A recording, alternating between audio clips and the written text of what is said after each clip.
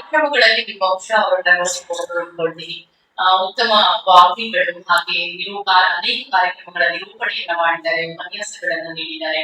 ಇವತ್ತು ನಮ್ಮ ಕಾಲೇಜಿಗೆ ಅವರು ಆಗಮಿಸಿ ನಮ್ಮೊಂದಿಗೆ ಅವರ ವಿಚಾರಗಳನ್ನ ಹಂಚಿಕೊಳ್ತಾ ಇದ್ದಾರೆ. ವಿಶೇಷವಾಗಿ ಅವರಿಗೆ ಧನ್ಯವಾದಗಳನ್ನ ನೀಡುತ್ತಾ ವೇದಿಕೆಯನ್ನು ಅವರಿಗೆ ಕೊಡ್ತಾ ಇದ್ದೀನಿ. ನಮಸ್ಕಾರ. ಈಗ ಆಲ್ರೆಡಿ ನಿಮ್ಮ ವಿಶೇಷ ಉಪನ್ಯಾಸ ಕಾರ್ಯಕ್ರಮದ ಉದ್ಘಾಟನೆಯನ್ನ ಮಾಡಿದ್ದಾರೆ. ಹಾಗೆ ನಿಮ್ಮೆಲ್ಲ ಉಪನ್ಯಾಸಕರು ಈ ಒಂದು ಕಾರ್ಯಕ್ರಮದಲ್ಲಿ ಭಾಗಿಯಾಗಿದ್ರು. ನನಗಿಂತ ತುಂಬಾ ಜ್ಞಾನಿಗಳು ಇಲ್ಲಿದ್ದಾರೆ. ಆ ಎಲ್ಲ ಜ್ಞಾನಿಗಳನ್ನ ನೆನಪು ಮಾಡ್ಕೊಳ್ತಾನೆ. ಹಾಗೆ ಪವಿತ್ರ ಮೇಡಮ್ ಅವ್ರನ್ನ ಮತ್ತೆ ನಾನು ಅಭಿನಂದನೆಯನ್ನ ಸಲ್ಲಿಸ್ತಾ ಇದ್ದೇನೆ, ಧನ್ಯವಾದಗಳನ್ನ ಹೇಳ್ತಾ ಇದ್ದೇನೆ ಈ ಒಂದು ಅವಕಾಶವನ್ನ ಮಾಡ್ಕೊಟ್ಟಿದ್ದಕ್ಕೆ ಮೊದಲಿಗಾಗಿ. ಹಾಗೆ ನನ್ನ ಎದುರುಗಡೆ ಕೂತಂತಹ ಕನಸು ಕಾಣುವ ಕಣ್ಮಣಗಳಿಗೆ ಈ ಸುನೀತಾಳಿಂದ ಪ್ರೀತಿ ಪೂರ್ವಕ ನಮಸ್ಕಾರಗಳು. ಮಾತು ಶುರು ಮಾಡೋದಕ್ಕಿಂತ ಮುಂಚೆ ನಾನು ಮಾತನಾಡೋದಷ್ಟೇ ಇಲ್ಲಿ, ಅದನ್ನ ಕೇಳುವ ಮನಸ್ಸುಗಳು ಏನಾಗಿರ್ಬೇಕು, ಕೇಳುವ ಮನಸ್ಥಿತಿಯನ್ನ ಹೊಂದಿರ್ಬೇಕು. ಹೌದಾ ಅಲ್ವೋ? ಮಾತಾಡ್ಬೇಕು, ಜೊತೆಗೆ ಮಾತಾಡಿದ್ರೆ ವಿಷಯ ಏನಾಗತ್ತೆ ಅಥವಾ ನೀವು ರಿಯಾಕ್ಟ್ ಮಾಡ್ತಾ ಇದೀರಿ ಅಂತೇಳಿ ನನಗೆ ಗೊತ್ತಾಗತ್ತೆ. ಪ್ರತಿದಿನ ಉಪನ್ಯಾಸವನ್ನ ಕೇಳಿ ಉತ್ತಮ ಕೇಳುಗರು ನೀವು ಅಂತ ಹೇಳಿ ನಾನು ಭಾವಿಸ್ತೇನೆ. ಹೌದಾ? ಮಾತಾಡ್ಬೇಕು, ಹೌದಾ? ಓಕೆ, ಹಾಗಿದ್ರೆ ಇಲ್ಲಿ ನಾನು ಯಾವುದೇ ತರದ ವಿಭಿನ್ನ ರೀತಿಯಲ್ಲಿ ನಾನೊಬ್ಳೇ ಮಾತಾಡ್ಬೇಕು ಅನ್ನುವಂತ ಉದ್ದೇಶ ಇಲ್ಲ. ಇದು ನಾನ್ ಬಂದುವಂತದ್ದು ನಿಮ್ಮ ಜೊತೆ ಮಾತನಾಡ್ಲಿಕ್ಕೆ. ನೀವು ನನ್ನ ಮಾತುಗಳನ್ನ ಕೇಳ್ತಾ ಇದ್ದೀರಿ, ನೀವು ರಿಯಾಕ್ಟ್ ಮಾಡ್ತಾ ಇದ್ದೀರಿ ಅಂತ ಹೇಳಿದ್ರೆ ನನ್ನ ಮಾತಿಗೊಂದು ಏನ್ ಬರತ್ತೆ, ಬೆಲೆ ಬರತ್ತೆ. ಕರೆಕ್ಟಾ?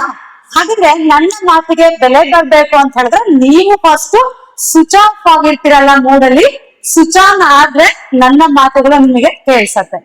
ಓಕೆ. ಶಿಲೆಯೊಳಗೆ ಕಲೆಯ ಕಂಡ ನಾಡು, ಪಂಪರನ್ನರ ಪೆಂಪ ಪಡೆದ ಬೀಡು, ಕಲಾ ಸಂಸ್ಕೃತಿಯ ಹೂವರಳಿಸಿದ ತೋಟ. ಇಂತಹ ನೋಟಕ್ಕೆ ಕಾರಣೀಭೂತರಾದ ಇತಿಹಾಸಕಾರರನ್ನ ನಾವೀಗ ನೆನಪು ಮಾಡಿಕೊಳ್ಳೋಣ.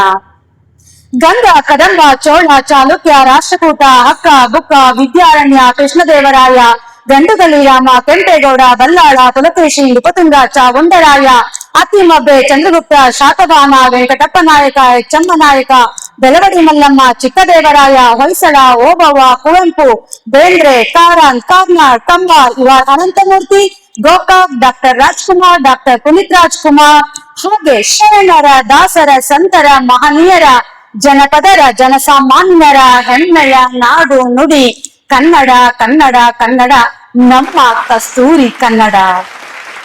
ನಮ್ಮ ಕನ್ನಡ ಭಾಷೆ ಎಷ್ಟು ಶ್ರೀಮಂತವಾಗಿದೆ ಅಂತ ಹೇಳಿದ್ರೆ ನಿಮಗೆ ಅದರ ಕಲ್ಪನೆ ಇಲ್ಲ. ನೀವು ಬೇರೆ ಭಾಷೆಗಳಿಗೆ ಮೋಹವಾಗಿದ್ದೀರಿ. ಯಾಕೆ ಮೋಹಿತವಾಗಿದ್ದೀರಿ ಅಂದ್ರೆ ನಮ್ಮ ಭಾಷೆಯ ಬಗ್ಗೆ ನಮಗೆ ಗೊತ್ತಿಲ್ಲದಿದ್ದಾಗ ಬೇರೆಯ ಭಾಷೆ ನಿಮ್ಮನ್ನ ಅಟ್ರಾಕ್ಟ್ ಮಾಡುವಾಗ ಏನಾಗ್ತೀರಿ, ಮೋಹಿತವಾಗ್ತೀರಿ. ದಯಮಾಡಿ ವಿದ್ಯಾರ್ಥಿಗಳು ನಮ್ಮ ಕನ್ನಡ ಭಾಷೆಯನ್ನ ಬಗ್ಗೆ ತಿಳ್ಕೋಬೇಕು. ಕನ್ನಡ ಭಾರತಾಂಬೆಯ ಕಿರೀಟ ಇದ್ದಂತೆ, ಕನ್ನಡ ಭಾರತಾಂಬೆಯ ಪಾದುಕೆಯೂ ಇದ್ದಂತೆ. ನೋಡಿ, ಭಾರತದ ಪಾದುಕೆಯಲ್ಲಿ ನಮ್ಮ ಕರ್ನಾಟಕ ರಾಜ್ಯ ಇದೆ. ನಮ್ಮ ಕರ್ನಾಟಕ ರಾಜ್ಯ ಭಾರತಕ್ಕೆ ಏನು ಕೊಡುಗೆಯನ್ನ ಕೊಟ್ಟಿದೆ? ನಮ್ಮ ರಾಜ್ಯ ಭಾರತದಲ್ಲಿ ಎಷ್ಟು ವಿಶೇಷತೆಯನ್ನ ಹೊಂದಿದೆ? ನಮ್ಮ ಭಾರತದಲ್ಲಿ ಅತಿ ದೊಡ್ಡ ರಾಜ್ಯದ ಸ್ಥಾನದಲ್ಲಿ 6ನೇ ಸ್ಥಾನವನ್ನ ನಮ್ಮ ಕರ್ನಾಟಕ ಪಡ್ಕೊಂಡಿದೆ. 6ನೇ ಸ್ಥಾನದಲ್ಲಿ ದೊಡ್ಡ ರಾಜ್ಯವಾದದ್ದು ನಮ್ಮ ಕರ್ನಾಟಕ. ನಮ್ಮ ಕರ್ನಾಟಕ ಭಾರತಕ್ಕೆ ಎಷ್ಟೆಲ್ಲ ಕೊಡುಗೆಗಳನ್ನ ಕೊಟ್ಟಿದೆ ಅಂತ ಹೇಳಿದ್ರೆ ನೀವು ಊಹೆನೂ ಮಾಡ್ಕೊಳಕ್ ಆಗೋದಿಲ್ಲ. ಎಷ್ಟೋ ಭಾರತದ ಸಂಪತ್ತಿಗೆ, ಭಾರತದ ಹೆಸರಿಗೆ ನಮ್ಮ ಕರ್ನಾಟಕ ಪಾತ್ರವಾಗಿದೆ. ನಮ್ಮ ಭಾರತದಲ್ಲಿ ಆಗಸ್ಟ್ 15 ಬಂತು ಅಂದ್ರೆ ಏನ್ ಆಚರಣೆ ಮಾಡ್ತವೆ? ಸ್ವತಂತ್ರ ದಿನಾಚರಣೆನ ಆಚರಣೆ ಮಾಡ್ತವೆ. ಏನ್ ಮಾಡ್ತವೆ ಅವಾಗ? ಅವತ್ತಿನ ದಿನ ಏನ್ ವಿಶೇಷವಾಗಿ ಯಾವ್ದಕ್ಕೆ ಬೆಲೆ ಕೊಡ್ತವೆ? ರಾಷ್ಟ್ರ ಧ್ವಜವನ್ನ, ಬಾವುಟವನ್ನ, ಫ್ಲಾಗ್ ಹಾಸ್ಟಿಂಗ್ ಮಾಡ್ತಾವಲ್ಲ. ಆ ಫ್ಲಾಗ್ ಹಾಸ್ಟಿಂಗ್ ಮಾಡುವಾಗ ಬಳಸುವ ಫ್ಲಾಗ್ ಇದೆಯಲ್ಲ, ಅತಿ ಶುಭ್ರವಾಗಿ, ಸ್ವಚ್ಛವಾಗಿ ಖಾದಿ ಬಟ್ಟೆಯಿಂದ ತಯಾರಾಗತ್ತೆ. ಇಡೀ ಭಾರತ ದೇಶದಲ್ಲೆಲ್ಲ ಏನ್ ಮಾಡ್ತಾರೆ? ಧ್ವಜವನ್ನ ಹಾರಿಸ್ತಾರೆ. ಅಂತ ಭಾರತ ಧ್ವಜವನ್ನ ತಯಾರು ಮಾಡುವಂತಹ ಘಟಕ ಎಲ್ಲಿದೆ? ಯಾರಿಗಾದ್ರೂ ಗೊತ್ತಿದೆಯಾ? ಯಾರಿಗಾದ್ರೂ? ಇಡೀ ಭಾರತ ದೇಶಕ್ಕೆ ಸರಬರಾಜು ಮಾಡುವಂತಹ ಬಾವುಟ ತಯಾರು ಮಾಡುವಂತ ಘಟಕ ಎಲ್ಲಿದೆ? ಹ ಕರ್ನಾಟಕದಲ್ಲಿ ಎಲ್ಲಿ? ಹುಬ್ಳಿ ಧಾರವಾಡದಲ್ಲಿ ಗ್ರಾಮ ಉದ್ಯೋಗ ಅಂತ ಹೇಳಿ ಒಂದು ಇದು ಇದೆ, ಕಾರ್ಖಾನೆ ಇದೆ. ಅಲ್ಲಿಂದ ಇಡೀ ಭಾರತ ದೇಶಕ್ಕೆ ರಾಷ್ಟ್ರೀಯ ಹಬ್ಬದ ದಿನ ಫ್ಲಾಗ್ ಹಾಸ್ಟಿಂಗ್ ಏನ್ ಮಾಡ್ತಾರಲ್ಲ, ಆ ಫ್ಲಾಗ್ ಅನ್ನ ತಯಾರಿಸುವಂತಹ ಅಧಿಕೃತವಾದಂತ ಯಾವ್ದಾದ್ರೂ ಒಂದು ಕಾರ್ಖಾನೆ ಇದ್ರೆ ಅದು ನಮ್ಮ ಕರ್ನಾಟಕದ್ದು. ಇದು ನಮ್ಮ ಭಾರತಕ್ಕೆ ನಮ್ಮ ಕರ್ನಾಟಕ ಕೊಟ್ಟಂತ ಉಡುಗೆ. ಹಾಗಿದ್ರೆ ಉಡುಗೊರೆ ಇನ್ನೊಂದು, ಎಲ್ಲರೂ ಓಟ್ ಹಾಕುವಂತ ವಯಸ್ಸಿಗೆ ಬಂದಿದ್ದೀರಲ್ಲ, ಎಷ್ಟು ಜನ ಓಟ್ ಹಾಕಿದಿರಿ ಈ ಸರಿ ಕಳೆದ ಬಾರಿ? ಕೈ ಎತ್ಬೋದಲ್ಲ? ಹಾ, ಓಕೆ. 1, 2, 3 ಆಲ್ರೆಡಿ ವಯಸ್ಸಿಗೆ ಬಂದಿದ್ದೀರಿ. ಎಲ್ಲರೂ ಮತವನ್ನ ಚಲಾಯಿಸುವಂತಹ ಹಕ್ಕನ್ನ ಪಡ್ಕೊಳ್ತಾ ಇದ್ದೀರಿ. ಮತ ಚಲಾಯಿಸಿ ಹೊರಗ್ ಬಂದ ತಕ್ಷಣ ಏನ್ ಹಾಕ್ತಾರೆ ನಮ್ ಕೈಗೆ? ಏನ್ ಹಾಕ್ತಾರೆ? ಇಂಕ್ ಹಾಕ್ತಾರಲ್ವಾ? ಆ ಇಂಕು ಮತವನ್ನ ಚಲಾಯಿಸಿ ಹೊರಗ್ ಬಂದ ತಕ್ಷಣ ಅಳಿಸ್ಕೊಂಡು ಮತ್ತೊಂದು ಓಟ್ ಹಾಕ್ಬೋದು. ಆದ್ರೆ ಹಾಕ್ದವ್ರಿಗೆ ಅಥವಾ ನಿಮ್ಮಲ್ಲಿ ಬಂದವರಿಗೆ 2-3 ದಿನ ಆದ್ರೂ ಆ ಇಂಕ್ ಹೋಗೋದೇ ಇಲ್ಲ. ಅಷ್ಟಕ್ಕೊಂದು ಕ್ವಾಲಿಟಿ ಇರುವಂತದ್ದು, ಅಷ್ಟಕೊಂಡು ಪ್ಯೂರ್ ಆಗಿರುವಂತ ಇಂಕ್ ಅದು. ಇಡೀ ಭಾರತ ದೇಶದಲ್ಲಿ ಇಂಕ್ ಅನ್ನ ಬಳಸ್ತಾರೆ. ಆ ಇಂಕ್ ಅನ್ನ ತಯಾರಿಸುವಂತಹ ನಮ್ಮ ಕರ್ನಾಟಕದಲ್ಲಿದೆ, ಅದು ಮೈಸೂರಿನಲ್ಲಿ. ಇಡೀ ಭಾರತ ದೇಶಕ್ಕೆ ಮತ ಚಲಾಯಿಸುವಂತ ಪ್ರತಿ ಒಬ್ಬ ವ್ಯಕ್ತಿಗೂ ಇಂಕ್ ಅನ್ನ ಸರಬರಾಜು ಮಾಡುವಂತಹ ಇದಿರುವಂತದ್ದು ನಮ್ಮ ಕರ್ನಾಟಕದಲ್ಲಿ. ಇದು ನಮ್ಮ ಭಾರತಕ್ಕೆ ಕೊಟ್ಟ ಕೊಡುಗೆ. ಅದರ ಜೊತೆಗೆ ಜಗತ್ತಿನ ವಿಕಿಪೀಡಿಯಾ ಎಷ್ಟು ಜನ ನೋಡಿದಿರಿ? ಸರಿ, ಜಗತ್ತಿನ ವಿಕಿಪೀಡಿಯಾದಲ್ಲಿ ಹಲವಾರು ಭಾಷೆಗಳು ಅದರಲ್ಲಿ ಸೂಚಿತವಾಗಿವೆ ಅವುಗಳ ಅಕ್ಷರಗಳಿಂದ. ಅಂತಹ ಜಗತ್ತಿನ ವಿಕಿಪೀಡಿಯಾದಲ್ಲಿ ನಮ್ಮ ಕನ್ನಡ ಭಾಷೆ ಇದೆ. ನಿಮಗೆ ಗೊತ್ತಾ? ಕನ್ನಡದ ವಿ ಅನ್ನುವ ಅಕ್ಷರದಲ್ಲಿ ವಿಕಿಪೀಡಿಯಾದಲ್ಲಿ ಕನ್ನಡ ಭಾಷೆಯ ಗುರುತಿದೆ. ಹಾಗಿದ್ರೆ ಜಗತ್ತಿನಲ್ಲಿ ಅಳಿದು ಹೋಗುವ ಅಂಚಿನಲ್ಲಿ ಕನ್ನಡ ಇದೆ ಅಂತ ಹೇಳ್ತಾರೆ. ಆದರೆ ಹಿರಿಕರು ಮತ್ತೆ ಸಾಹಿತಿಗಳು ಕನ್ನಡವನ್ನ ಉಳಿಸಿ ಬೆಳೆಸ್ತವ್ರು ಹೇಳ್ತಾರೆ, ಆಲ್ರೆಡಿ ಕನ್ನಡ ಜಗತ್ತಿನ ವಿಕಿಪೀಡಿಯಾದಲ್ಲಿದೆ, ಆಲ್ರೆಡಿ ಕನ್ನಡ ಹೆಸರನ್ನ ಮಾಡಿದೆ, ಆಲ್ರೆಡಿ ಅದರ ಇತಿಹಾಸವನ್ನ ಹೊಂದಿದೆ. ಅದನ್ನ ಬಳಸುವ ಕೆಲಸವನ್ನ ಯಾರು ಮಾಡ್ಬೇಕಾಗಿದೆ? ನಾವು ನೀವು ಅಷ್ಟೇ ಮಾಡಿಸ್ಬೇಕು. ಕೆಲವೊಂದು ವಿಚಾರ ಹೇಳ್ತಾರೆ, ಕನ್ನಡ ಹಾಳಾಗೋಗ್ತಿದೆ, ಅಳಿವಿನಂಚಿನಲ್ಲಿದೆ. ದಯಮಾಡಿ ಮನಸ್ಥಿತಿಯಲ್ಲಿ ಇಟ್ಕೊಳ್ಳಿ, ಕನ್ನಡ ಯಾವ ಅಳಿವಿನಂಚಿನಲ್ಲೂ ಇಲ್ಲ. ಜಗತ್ತಿನ ಹಿಂದಿನ ಕಾಲದ ಅಥವಾ ಗತವೈಭೋಗದ ಹಳೆಯ ಕಾಲದ ಭಾಷೆಗಳಲ್ಲಿ ಕನ್ನಡ 3ನೇ ಸ್ಥಾನವನ್ನ ಹೊಂದಿದೆ. ಹಿಂತಿರುಗಿ ನೋಡಿದಾಗ ಕನ್ನಡ ಯಾವ ಭಾಷೆಗಳಲ್ಲಿ ಹಳೆಯ ಭಾಷೆ, ಪ್ರಾಚೀನ ಭಾಷೆ ಇದೆ ಅಂತ ಹೇಳಿದ್ರೆ ಜಗತ್ತಿನಲ್ಲಿ 3ನೇ ಭಾಷೆಯಾಗಿ ನಮ್ಮ ಕನ್ನಡ ಕಾಣುತ್ತೆ. ಅತಿ ಮೂಲ ಸಂಸ್ಕೃತಿಯಿಂದ ಬಂದಂತದ್ದು ನಮ್ಮ ಕನ್ನಡ. ಹಾಗಾಗಿ ಭಾರತಕ್ಕೆ ಕರ್ನಾಟಕದಿಂದ ಹಲವಾರು ಏನ್ ಮಾಡಿದೆ, ಉಡುಗೊರೆಯನ್ನ ಕೊಟ್ಟಿದೆ. ರಜನಿಕಾಂತ್ ಗೊತ್ತಾ ನಿಮಗೆಲ್ಲ? ಯಾರಿಗೂ ಗೊತ್ತಿಲ್ಲ, ಎಲ್ಲರಿಗೂ ಗೊತ್ತಲ್ಲ. ರಜನಿಕಾಂತ್ ಹುಟ್ಟಿದ್ದೆಲ್ಲಿ? ತಮಿಳುನಾಡು. ಆದ್ರೆ ಅವರ ಮೂಲ ಊರು ಕರ್ನಾಟಕದ ಬೆಂಗಳೂರಲ್ಲೇ ಇದ್ದಿದ್ದವರು. ಆಯ್ತಾ? ಈಗ ಅವರು ಇಂಟರ್ನ್ಯಾಷನಲ್ ಲೆವೆಲ್ಗೆ ಏನಾಗಿದ್ದಾರೆ, ಪ್ರಚಾರವನ್ನಾಗಿದ್ದಾರೆ. ಕನ್ನಡದಲ್ಲಿ ಇದ್ದವರು ನಾವು ಹಿಂದುಳಿತಾ ಇದ್ದೇವೆ, ನಮ್ಮನ್ನ ಗುಡ್ಸೋರಿಲ್ಲ. ಇಲ್ಲ, ನಮ್ಮನ್ನ ಯಾರು ಗುಡ್ಸೋಲ್ಲ, ನಮ್ಮನ್ನ ನಾವೇ ಗುಡ್ಸ್ ಮಾಡ್ಕೋಬೇಕು. ಹಾಗೆ ಅನಿಲ್ ಕುಂಬ್ಳೆ ಗೊತ್ತಾ? ಯಾರು ಇವರು? ಇವ್ರು ಎಲ್ಲಿಂದ ಬಂದವರು? ಕರ್ನಾಟಕದಿಂದ. ಕರ್ನಾಟಕದಿಂದ ಕ್ರಿಕೆಟ್ ಕ್ಷೇತ್ರ ಆಗಿರ್ಬೋದು, ರಾಜಕೀಯ ಕ್ಷೇತ್ರ ಆಗಿರ್ಬೋದು, ಎಲ್ಲಾ ಕ್ಷೇತ್ರಗಳಿಗೂ ನಮ್ಮ ಭಾರತ ದೇಶಕ್ಕೆ ಉಡುಗೊರೆಯನ್ನ ಕೊಟ್ಟಿದೆ. ಹಾಗಾಗಿ ನಮ್ಮ ಕನ್ನಡದ ಮತ್ತೆ ನಮ್ಮ ಕರ್ನಾಟಕದ ಕರುನಾಡಿನ ಕಪ್ಪು ನೆಲದ ಅಭಿಮಾನ ನಮಗೆ ಇರ್ಬೇಕು. ಕರ್ನಾಟಕದಲ್ಲಿ ಹುಟ್ಟಿದ ನಾವು ನಮ್ಮ ಭಾಷೆಯ ಶಬ್ದ ಭಂಡಾರ ಎಷ್ಟಿದೆ ಅಂತ ಹೇಳಿ ನಾವೇ ತಿಳ್ಕೋಬೇಕು. 2,500 ವರ್ಷದ ಹಳೆಯ ಇತಿಹಾಸವನ್ನ ಹೊಂದಿದ ಭಾಷೆ ನಮ್ದು. ಅದರ ಜೊತೆಗೆ 7 ಕೋಟಿ ಜನಸಂಖ್ಯೆ ಇದ್ದಾರೆ. ಹಾಗೆ 31 ಜಿಲ್ಲೆಗಳಿವೆ. ಪ್ರತಿ 1 ಕಿಲೋಮೀಟರ್ನ ಅಂತರದಲ್ಲಿ ಪ್ರತಿ ಜಿಲ್ಲೆಯಲ್ಲಿ ವಿಶೇಷವಾಗಿ ಕನ್ನಡ ಭಾಷೆಯನ್ನ ಮಾತಾಡ್ತಾ ಹೋಗ್ತಾರೆ. ಮುಂದೆ ಹೇಳ್ತಾನೆ ಹೇಗೆ ಜಿಲ್ಲೆವಾರು ನಮ್ಮ ಹಾಸ್ಯಭರಿತವಾಗಿ ಕನ್ನಡವನ್ನ ಮಾತಾಡ್ತಾರೆ, ನಮ್ಮ ಭಾಷೆಗೆ ಎಂತ ಶಕ್ತಿ ಇದೆ ಅಂತ ಹೇಳ್ಬಿಟ್ಟು. ನಮ್ಮ ಕನ್ನಡ ಭಾಷೆಯನ್ನ ಜಗತ್ತಿನ ಸುಂದರ ಲಿಪಿಗಳ ರಾಣಿ ಅಂತ ಹೇಳಿ ಕರೀತಾರೆ.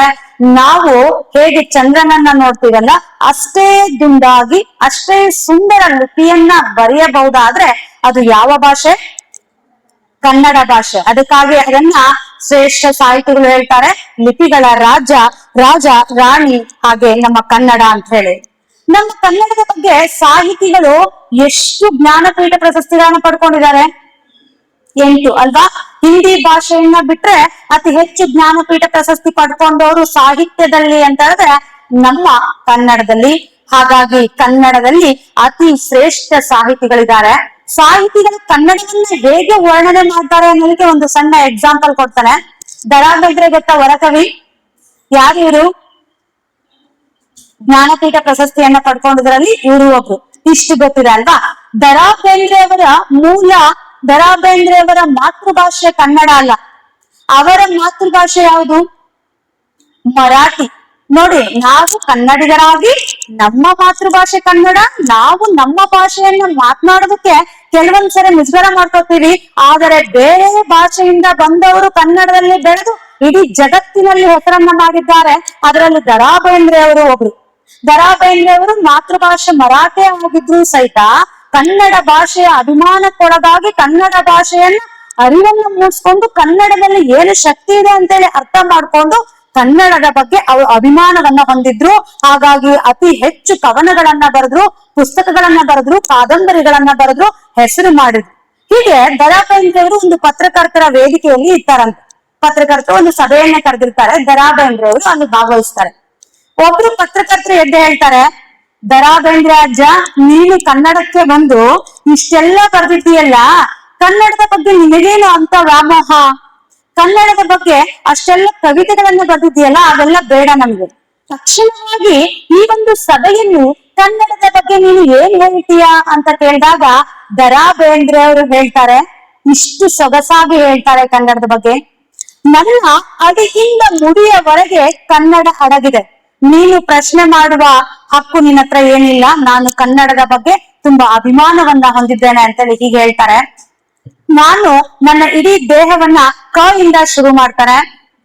ತಲೆ ಕೂದಲು, ಕಪ್ಪು ಕೂದಲು ಕ, ಕಿವಿ ಕ, ಕಪಾಲ ಕ, ಕತ್ತು ಕ, ಕೈ ಕ, ಕಾಲು ಕ, ಕೈಯಲ್ಲಿರುವ ಕೋಲು ಕ ಅಂತ ಹೇಳ್ತಾರಂತೆ.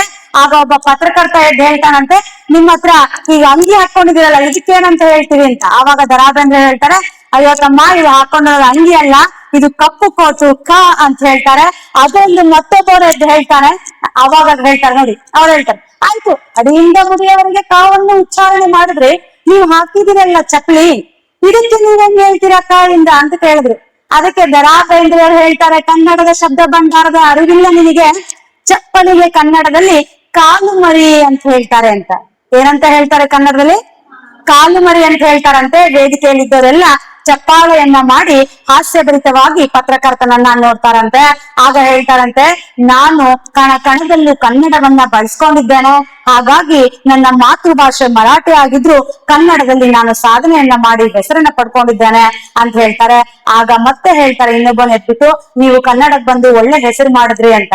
ಅದಕ್ಕೆ ಹೇಳ್ತಾರೆ ಅವ್ರು, ಕನ್ನಡದಲ್ಲಿ ಒಳ್ಳೆ ಕವಿತೆಗಳನ್ನ ಬರೆದ್ರಿ ನೀವು ಅಂತ. ಅದಕ್ಕೆ ದರಾ ಬೇಂದ್ರೆ ಹೇಳ್ತಾರೆ, ಕನ್ನಡಕ್ಕೆ ನಾನು ಬಂದು ಬರೆದಿದ್ದೇನೆ, ಅದು ನನ್ನ ಹೆಮ್ಮೆ ಅಲ್ಲ, ಅಂತ ಬೇಕಾದಷ್ಟು ಸಾಹಿತಿಗಳು ಬಂದು ಬಳಸಿಕೊಂಡು ಬರೆಯುವಷ್ಟು ಸಾಮರ್ಥ್ಯ ಇರುವಂತದ್ದು ಯಾವುದಕ್ಕೆ? ಕನ್ನಡಕ್ಕೆ ಅಂತ ಹೇಳ್ತಾರೆ. ಆಯ್ತಾ? ಕನ್ನಡ ತುಂಬಾ ಹೆಮ್ಮೆ ಬರುವಂತ ವಿಷಯ. ಸಾಹಿತಿಗಳನ್ನ ಬಗ್ಗೆ ಹೇಳ್ತಾ ಹೋದ್ರೆ ಕನ್ನಡ, ಕುವೆಂಪುರ್ ಅವರು ಬರೆದ ಒಂದು ಕಾದಂಬರಿಗಳನ್ನು ನೀವು ಯಾವತ್ತಾದ್ರೂ ಬುಕ್ ತೆಗೆದು ನೋಡಿ, ಒಂದು ಪೇಜ್ ಕನ್ನಡದಲ್ಲೇ ಇರತ್ತೆ, ಬೇರೆ ಭಾಷೆಯಲ್ಲಿ ಇರಲ್ಲ. ಒಂದೇ ಒಂದು ಪುಟವನ್ನ ಓದಿ ಅದನ್ನ ಅರ್ಥ ಮಾಡ್ಕೊಳ್ಳೋದಕ್ಕೆ ನಿಮಗೆ ಒಂದು ತಾಸು ಇಲ್ಲ, ಒಂದು ದಿನ ಬೇಕಾಗತ್ತೆ. ನೀವು ಇನ್ಸ್ಟಾಗ್ರಾಮ್ ಅಲ್ಲಿ ರೀಲ್ಸ್ ಪಾಸ್ ಮಾಡ್ತಾ ಇರ್ತೀರಲ್ಲ, ಸ್ಕ್ರೋಲ್ ಮಾಡ್ತಾ ಇರ್ತೀರಲ್ಲ, ಬೇಗ ಅರ್ಥ ಆಗ್ಬಿಡ್ತಾರೆ. ಅದ್ಯಾಕಂದ್ರೆ ವಿಷಯವನ್ನ ಶಾರ್ಟ್ ಕಟ್ ಆಗಿ ಬೇಗ ನಗಿಸ್ಬೇಕು, ಬೇಗ ಅಟ್ರಾಕ್ಟ್ ಮಾಡಬೇಕು.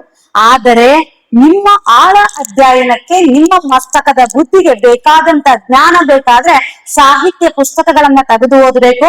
ಒಂದು ಪುಟವನ್ನ ಓದೋದಕ್ಕೆ ಇಷ್ಟು ತಿಣಕಾಡ್ತೀರಿ ಅಂತ ಹೇಳಿದ್ರೆ ಅಸಾಧ್ಯ ಅದು.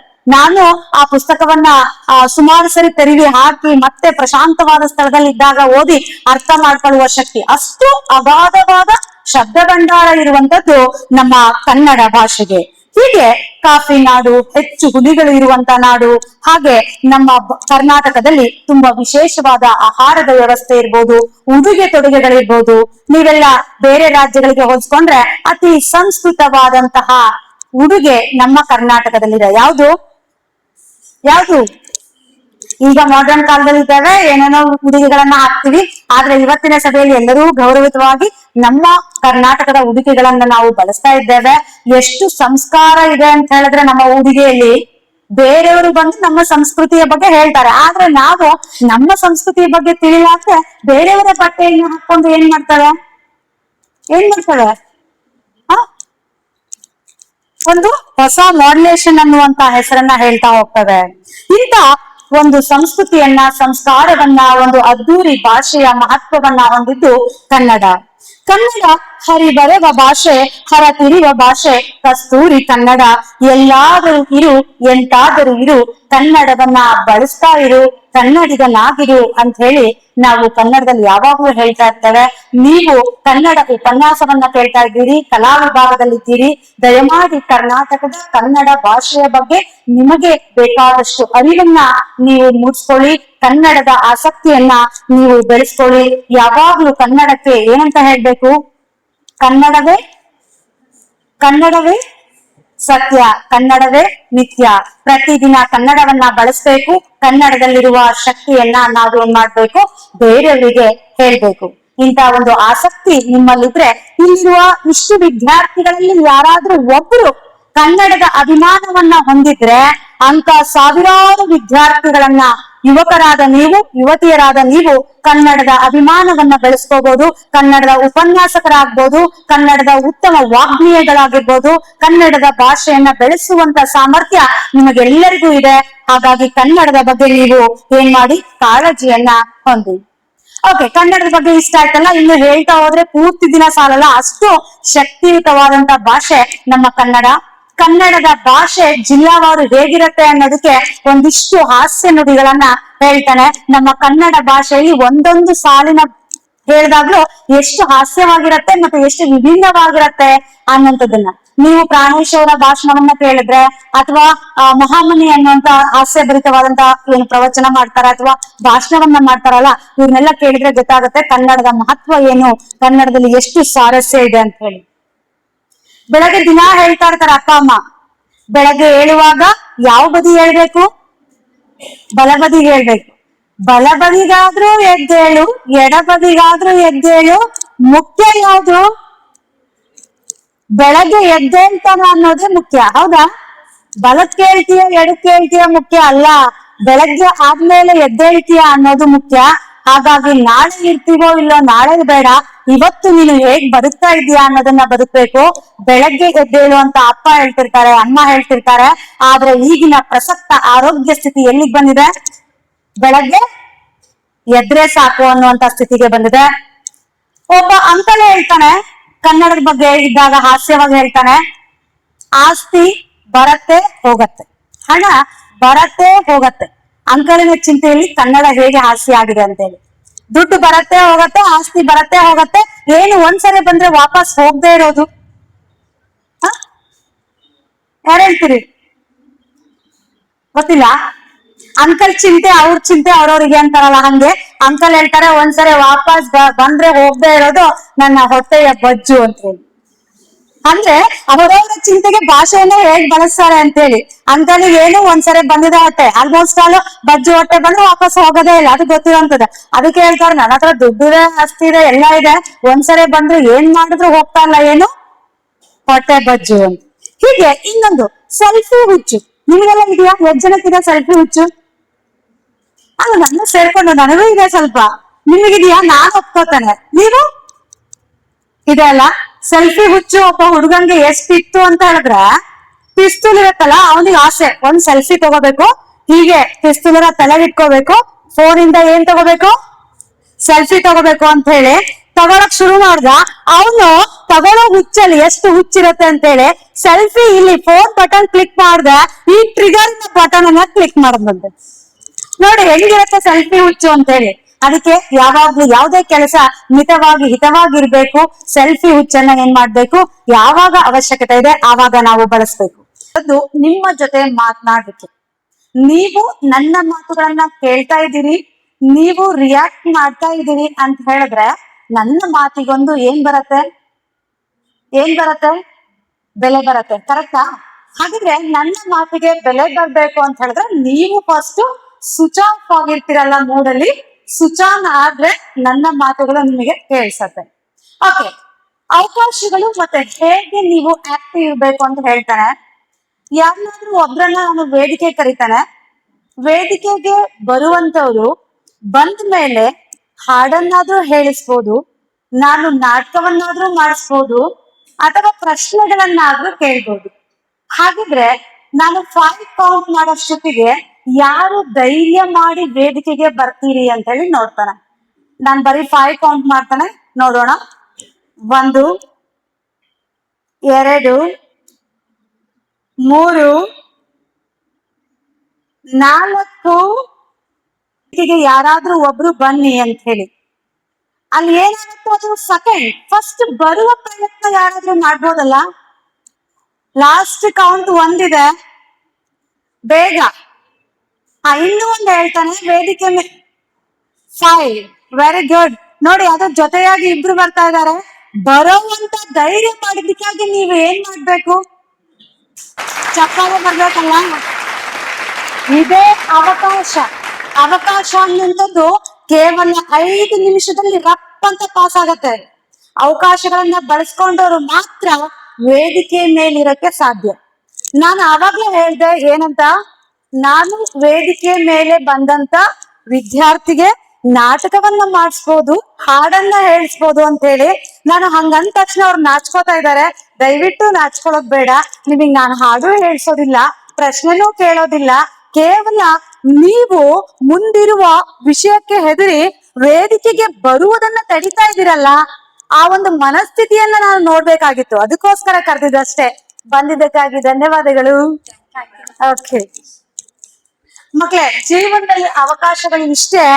ನಾನು ಅಲ್ಲಿ ಹೋದ್ರೆ ನನ್ನನ್ನ ಹುಲಿ ತಿನ್ಬಿಡತ್ತೋ ಅಥವಾ ಚೇಳ್ ಕಚ್ಬಿಡತ್ತೋ ಅನ್ನುವಂತ ಭಯದ ಮನಸ್ಥಿತಿಯನ್ನ ಇಟ್ಕೊಂಡಿದ್ದೀರಲ್ಲ, ಇದು ನಿಮ್ಮನ್ನ ಅವಕಾಶ ವಂಚಿತರನ್ನಾಗಿ ಮಾಡತ್ತೆ.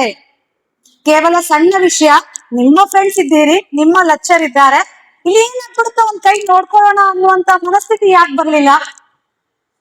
ಸರ್ವ ಕಾಲಕ್ಕೂ ಸರ್ವ ಕೆಲಸಕ್ಕೂ ಮನಸ್ಥಿತಿ ಮತ್ತೆ ನಮ್ಮಲ್ಲಿರುವ ಧೈರ್ಯ. ಯಾರಿಗೆ ಏನಾಗುತ್ತೋ ನೋಡೋಣ ಅನ್ನುವಂತ ಧೈರ್ಯ ಇರತ್ತೆ, ಅವರು ನಿಜವಾಗ್ಲೂ ಮುಂದೊಂದು ದಿನ ಸಾಧನೆಯನ್ನ ಮಾಡ್ತಾರೆ, ಹಾಗೆ ಹೆಸರನ್ನ ಮಾಡ್ತಾರೆ. ಹೆಸರು ಇಡೋದು ಯಾರು? ನಿಮಗೆ ಹೆಸರಿಟ್ಟಿದ್ ಯಾರು? ಮಾತಾಡ್ಬೇಕು ಅಂತ ಹೇಳಿದ್ರೆ ಮಾತಾಡಿ ಪ್ಲೀಸ್. ಯಾರು ಹೆಸರಿಟ್ಟಿದ್ದು? ಅಪ್ಪ ಅಮ್ಮ. ಹೆಸರಿಟ್ಟಿದ್ ಅಪ್ಪ ಅಮ್ಮ. ಹೆಸರನ್ನ ಮಾಡೋದ್ ಯಾರ ಕೆಲ್ಸ? ನಿಮ್ ಕೆಲ್ಸ ಅಲ್ವಾ? ಹಾಗಿದ್ರೆ ವಯಸ್ಕರಾಗಿದ್ದೀರಿ, ನೀವು ವಯಸ್ಸಿಗೆ ಬಂದಿದ್ದೀರಿ, ಅವಕಾಶಗಳನ್ನ ದಯಮಾಡಿ ಬಳಸ್ಕೊಳ್ಳಿ. ಯಾವ್ದಾದ್ರು ಆಗಿರ್ಲಿ, ಅದು ಸಣ್ಣದಾಗಿರ್ಲಿ ದೊಡ್ಡದಾಗಿರ್ಲಿ. ನನಗೆ ಈ ಖುಷಿ ಇದೆ, ಏನ್ ಗೊತ್ತಾ? ನಾನು ಒಬ್ಬ 1ನೇ ತರಗತಿ 2ನೇ ತರಗತಿ ವಿದ್ಯಾರ್ಥಿಗಳಿಗೆ ಕನ್ನಡವನ್ನ ಬೋಧನೆ ಮಾಡುವಂತವ್ರು, ಟೀಚ್ ಮಾಡುವಂತ ಒಬ್ಬ ಕನ್ನಡ ಶಿಕ್ಷಕಿ. ಅದ್ರ ಬಗ್ಗೆ ನಂಗೆ ತುಂಬಾ ಹೆಮ್ಮೆ ಇದೆ. ನಾನು ಡಿಗ್ರಿ ಕಾಲೇಜ್ ಮಕ್ಕಳಿಗೆ ಉಪನ್ಯಾಸಕರ ಲೆವೆಲ್ಗೆ ಬಂದು ಉಪನ್ಯಾಸವನ್ನ ಮಾಡ್ತಾ ಇದ್ದೀನಿ ಅಂದ್ರೆ ನನ್ನ ಹತ್ರ ತುಂಬಾ ಜ್ಞಾನ ಇದೆ ಅಂತಲ್ಲ, ನಾನು ತುಂಬಾ ಅಹಂಕಾರಿ ಅಂತಲ್ಲ. ನನಗೆ ಅವಕಾಶಗಳನ್ನ ಬಳಸಿಕೊಳ್ಳುವ ರೀತಿ ಗೊತ್ತಿದೆ. ಕೇಳಿಸ್ತಿದ್ಯಾ?